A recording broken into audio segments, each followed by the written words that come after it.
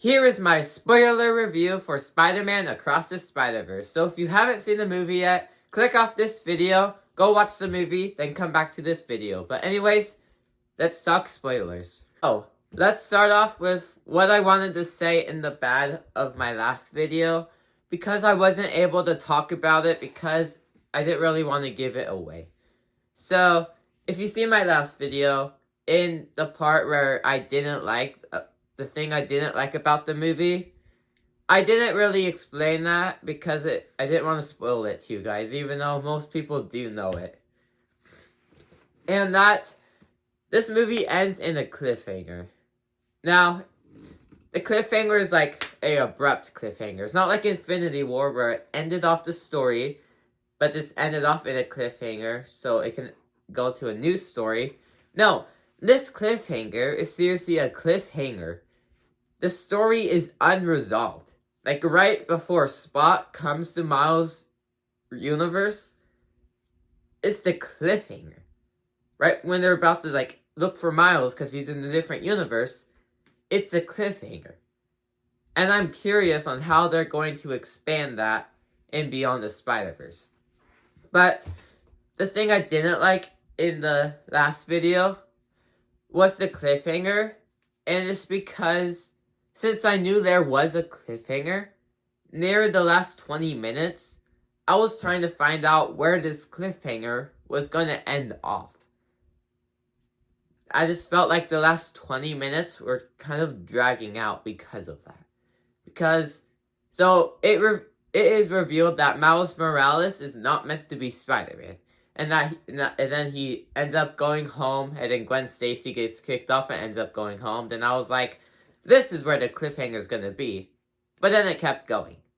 And then I was like, okay. And then it was like kind of like Peter was looking at his baby and was like looking at it, kind of like monologuing in a way to like end the movie. And I was like, okay, this is where the ending is going to be. When Miles is swinging off to go to his parents.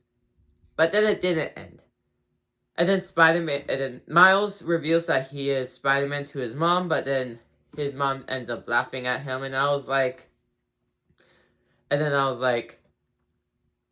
okay, I think he's in a different universe. And then he glitches out, and I'm like, he's in a different universe. And then I was like, okay, this is where the cliffhanger is gonna be. But then it kept going. So it just kept dragging out. And then it's revealed that Miles Morales is what his uncle was, the villain. I don't exactly remember the name of it. But the villain, that's who his self is as Miles in this universe, in Universe 49. And then I was like, okay, this is where the cliffhanger is going to be. In a way, it was, but then it kept going on with Gwen Stacy after that.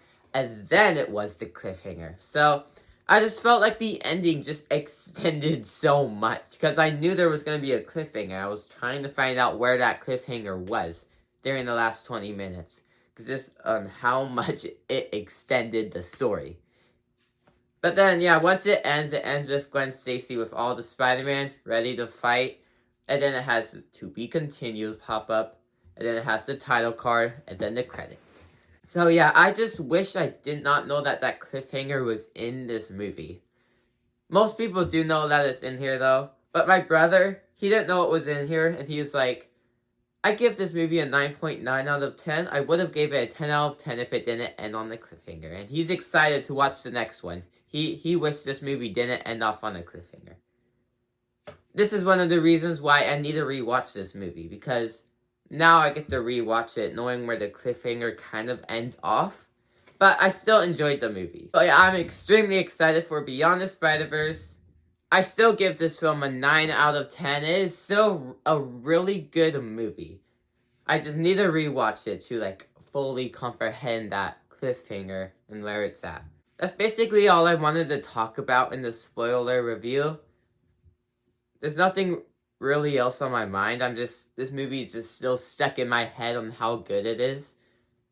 Just like I said, I need to rewatch it to see if it's better than Into the Spider-Verse. For one, because Into the Spider-Verse, I just like all those characters that they have there, and I just like the story of that movie.